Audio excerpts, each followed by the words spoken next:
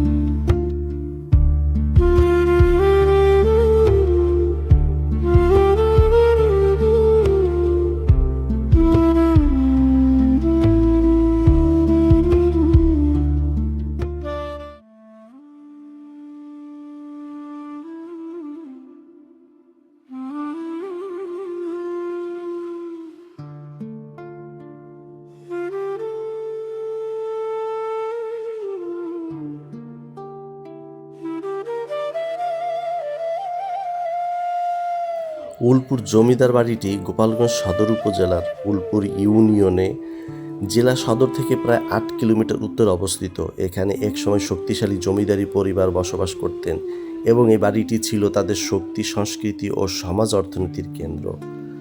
1900 সালের দিকে জমিদার প্রীতিশচন্দ্র রায়চৌধুরী প্রায় 200 একর জায়গা জুড়ে এই জমিদার বাড়িটি প্রতিষ্ঠা করেছিলেন। এই বাড়িটি শুধু একটি বসতঘর ছিল না, এটি ছিল এলাকার স্থানীয় শাসন, বিচার, সাংস্কৃতিক কার্যকলাপের কেন্দ্র।